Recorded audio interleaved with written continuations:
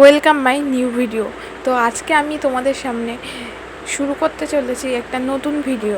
তো ভিডিওটা আমরা আলোচনা করতে চলেছি কিভাবে আমরা এক মাসে ঘরে বসে ঘরের খাবারকে নো ডায়েট নো জিম এইসব বাদ দিয়ে কিভাবে আমরা ঘরে বসে 5 কেজি ওয়েট কমাতে পারি।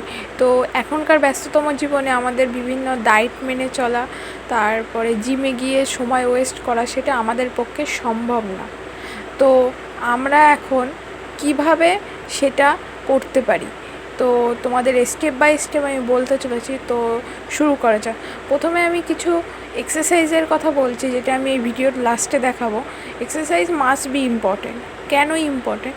এক্সারসাইজ করা মানে তুমি দেখো, যখন তুমি একটা কাজ করছো তখন কিন্তু তোমার শরীরটা নড়ছে না ঠিকঠাক। তুমি যে কোনো একটা স্পেসিফিক কাজ করছো, সেটা কিচ্ছু হচ্ছে না, মানে সামান্যতম। যখন তুমি এক্সারসাইজের মাধ্যমে সমস্ত শরীরটা নাড়াবে, তখনই তোমার সমস্ত অঙ্গ প্রত্যঙ্গ নড়বে এবং বিভিন্ন স্থানের যেগুলো চর্বি থাকে বা ফ্যাট বলি আমরা, সেটা কমতে পারবে।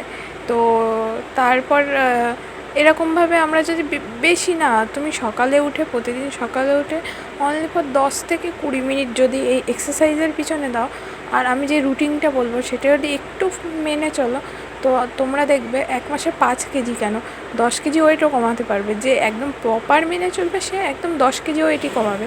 আর যে ধরো আমাদের কাজের সূত্রে প্রপার মানা সম্ভব নয়, আমরা কাজে যাই, কেউ স্কুল কলেজে যায়, তো সেক্ষেত্রে আমরা কি করতে পারি। তো ভিডিওটা আমি পুরো স্টেপ বাই স্টেপ তোমাদের বলতে চলেছি। আমরা বিভিন্ন কি করি, যখন বাইরে যাই, খিদে পায়, বাইরের খাবার খেয়ে ফেলি। বাইরের খাবার কি খাবো না? অবশ্যই বাইরের খাবার খাবো।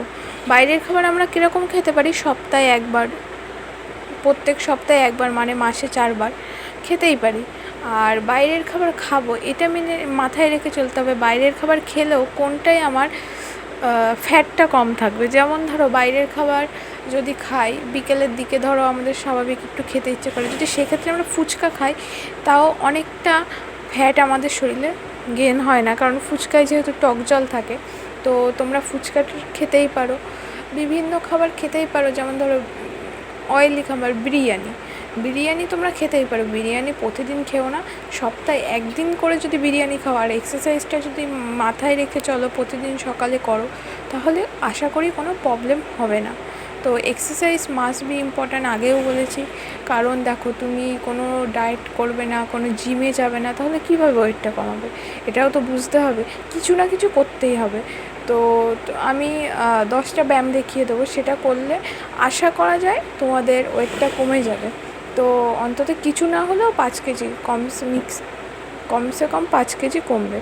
তো ভিডিওটা চলো শুরু করা যাক। আর সবার থেকে একটা কথাই বলবো, যে যতটা বাইরের খাবার অ্যাভয়েড করা যায়। সকালে যেমন ভাত খাচ্ছে, সকালে যে যা খায়, ভাত রুটি, অনেকে অনেক কিছু খায়, সকালে যেমন খাও খেয়ে যাবে, দুপুরে যেমন বাড়ির খাবার খাচ্ছ খাবে, রাতে যেমন বাড়ির খাবার খাও সেরকমই খাবে।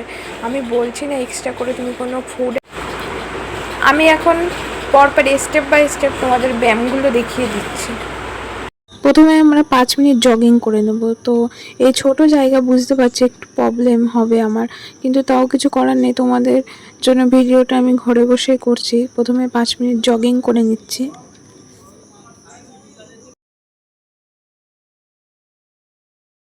কথা বলি ব্যায়াম শুরু করার আগে। যখনই আমরা ব্যায়াম করবো, আর যে ব্যায়ামই করি না কেন, আমাদের মাথা সবসময় স্ট্রেট রাখতে হবে, সামনের দিকে সোজা রাখতে হবে, লুক সামনে রাখতে হবে। তো 2 নম্বর স্টেপ শুরু করতে চলেছি। 2 নম্বর স্টেপে আমরা কি করব, আমাদের লেগ দুটোকে শোল্ডার লেভেলে রাখবো। রাখার পর 2 হাত দুপাশে সোজা করব, স্ট্রেট করার চেষ্টা করব। করে এক পাশে যে হাতটা আমরা ঘুরবো সেই হাতটা সোজা থাকবে, আর যে হাতটা উল্টো পাশের হাতটা, সেটা আমরা ভাঁজ করে দেবো। তো এইভাবে আমরা পেছনে ব্যাক সাইডে যতটা পারি ঘুরবো, কিন্তু সামনের পা আর কি, সামনের পা দুটো যেন পেছন দিকে না বেঁকে, অর্থাৎ পায়ের পাতা দুটো যেখানে মাটিতে আছে ওখান থেকে যেন না সরে।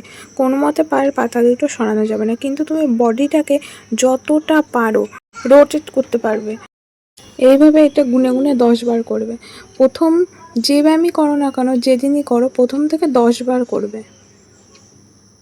3 নাম্বার স্টেপে আমাদের শরীরের দুপাশে হাত দুটো রাখতে হবে, অর্থাৎ আমাদের শরীরের যে ভারটা সেটা আমাদের এই 2 হাতের পরে থাকবে এবং যতটা সম্ভব 2 হাতের পরে রেখে সোজা হতে হবে।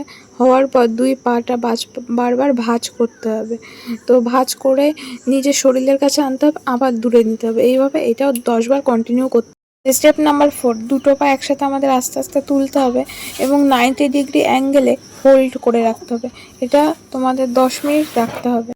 সব ব্যায়ামের ক্ষেত্রেই বলি এবং এই ব্যায়ামের ক্ষেত্রেও বলছি, মাস্ট বি ইম্পর্টেন্ট, মাথা সোজা রাখতে হবে। ধরো আমি ভিডিওটা করছি, আমার ভাই করে দিচ্ছে, তো ভাই কিন্তু নিচে বসা থাকলেও আমি যখন দাঁড়িয়েছি তখন দেখবে আমি ক্যামেরার দিকে কোনো সময় চোখ যায়নি। কেন? আমার মাথাটা সোজা রয়েছে। তো মাথাটা সোজা রাখতে হবে, যতটা পারো মেরুদণ্ডটা সোজা রেখে ব্যায়াম করার চেষ্টা করতে হবে। এই যে ব্যায়ামটা আমি করছি, এই যে 90 ডিগ্রি অ্যাঙ্গেলে আমার পাটা হোল্ড রয়েছে, তো এটা প্রথম দিনই কেউ পারবে না এতক্ষণ। প্রথমে 15 সেকেন্ড করবে, তারপরে 1 মিনিট করবে, এইভাবে আস্তে আস্তে করে সময় বাড়াতে হবে। একদিনে বেশি করার চেষ্টা করলে কিন্তু ক্ষতি হবে। স্টেপ নাম্বার 5, প্রথমে আমাদের একটা পাকে ভাঁজ করতে হবে এবং আরেকটা পাকে স্ট্রেট রাখতে হবে। রেখে আমাদের দুটো হাত দিয়ে ফিঙ্গার লক করে পা ভাঁজ করা পাটাকে বুকের সাথে লাগানোর চেষ্টা করতে হবে এবং আস্তে আস্তে প্রেশার দিতে হবে। আস্তে আস্তে প্রেশার দেবে, প্রেশার দিয়ে যতটা সম্ভব বুকের সাথে লাগানোর চেষ্টা করবে। তো এবার নেক্সট লেগ, এটাও সেম একইভাবেই করবে।